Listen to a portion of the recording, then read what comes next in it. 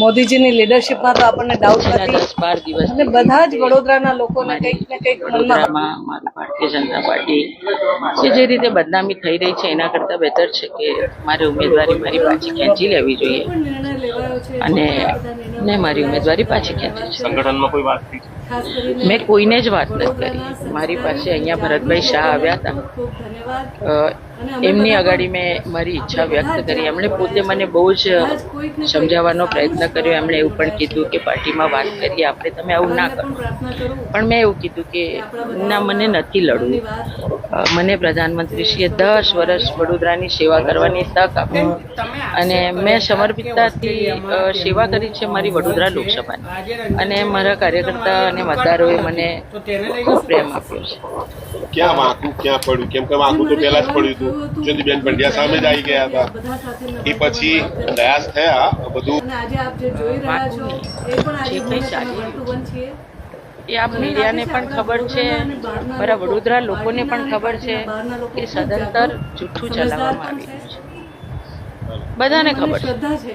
તો એમાં મને એમ થયું કે રૂટિન રોજે રોજ જ્યાં સુધી હું ચૂંટણી લડું ત્યાં સુધી આ જ આવ્યા કરે, એના કરતાં બહેતર છે નથી લડવું.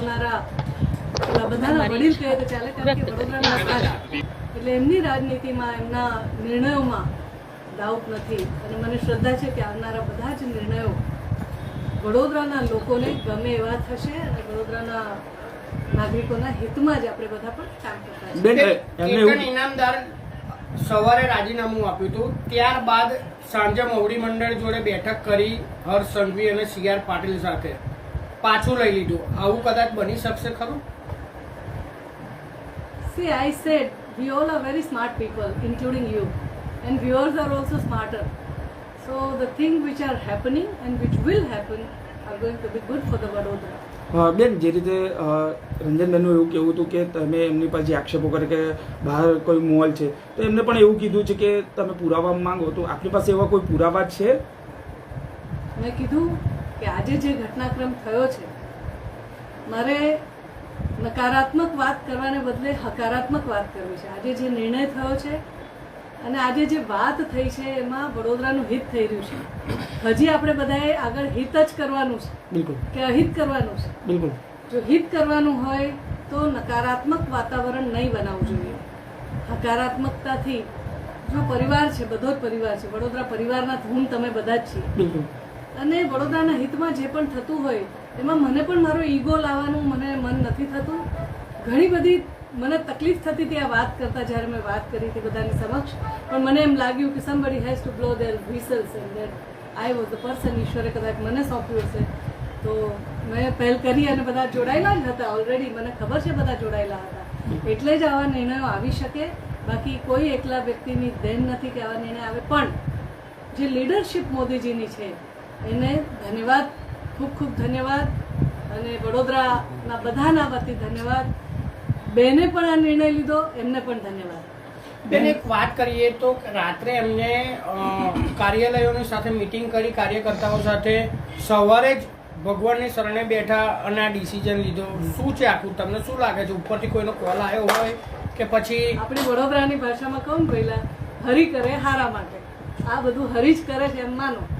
બેન, વડોદરાની સાથે સાથે સાબરકાંઠાના ભીખાજી ઠાકોરે પણ અનિચ્છા દર્શાવી છે, તો ક્યાંક ને ક્યાંક આપે જે વાત કરી કે સંગઠનના જે કાર્યકર્તાઓને ધ્યાનમાં નથી લેવાતા, એનું આ પરિણામ લાગે છે? જો ભાઈ, આમાં બે વસ્તુ છે કે લોકશાહીના જે સ્તંભો છે એની અંદર મીડિયા, જ્યુડિશરી, લોકો, નાગરિકો જે પોતાના કર્તવ્ય અને અધિકારની બરાબર ભાન શાન રાખતા હોય છે, તો આ નાગરિકો જે છે એ સાચી વાત સુધી પહોંચાડતા હોય છે, સાચી વાત લઈને ચાલતા હોય છે. તો એવું કહેવાય ને, સત્ય ક્યાંક ને ક્યાંક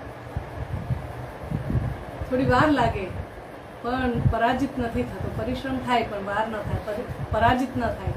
એટલે સત્ય બહાર આવીને રહે છે. અને ઘણીવાર એવું થાય કે મોટો પરિવાર હોય તો એમાં નિર્ણયો ચેન્જ કરવાય પડે, અને એવું કહેવાય કે ભાઈ જો તટસ્થ રીતે જે લેવાયેલા નિર્ણય છે એને હું ખૂબ ખૂબ ધન્યવાદ અને અભિનંદન કરું છું.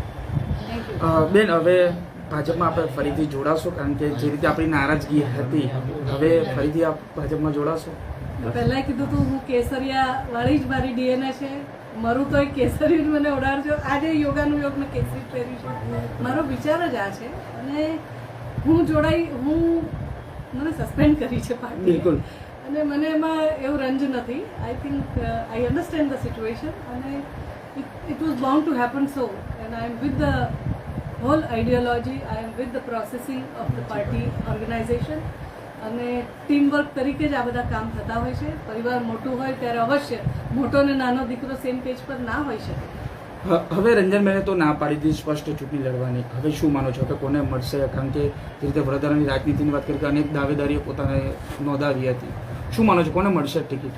જો ભાઈ, મને શ્રદ્ધા છે કે આ જે નિર્ણયો થઈ રહ્યા છે એમાં પણ ખૂબ સમજદાર લોકો અને ખૂબ એમ કહે ને કે જાગૃત લોકો છે, અને આવનારા નિર્ણયો પણ એ જ જાગૃત અને ખૂબ સમજદાર અને વડોદરાના હિતરક્ષક લોકો જ આ નિર્ણય લેતા હોય છે અને લેશે. મને શ્રદ્ધા છે. જ્યોતિબેનનો વિજય થયો એવું માનો તમે? એ અહંકાર મારે નહીં કરવો જોઈએ. આ તો વડોદરા વાસીઓનો વિજય કહેવાય, અને વડોદરાની જનતાની વાત. રાધર વિજય પરાજયમાં ન જઈએ તો સારું. It is giving a little સાર ફિલિંગ. આઈ અન્ડરસ્ટેન્ડ કે આપણે નકારાત્મક ભૂમિકામાં કામ કરીએ એના બદલા હકારાત્મકતા સાથે જો બધા મળીને કરીશું તો વિકાસ ચોક્કસ જોવા મળશે. રંજનબેનને અમારા માધ્યમથી શું સંદેશો આપશો તમારા દ્વારા? Thank you. ચાલો.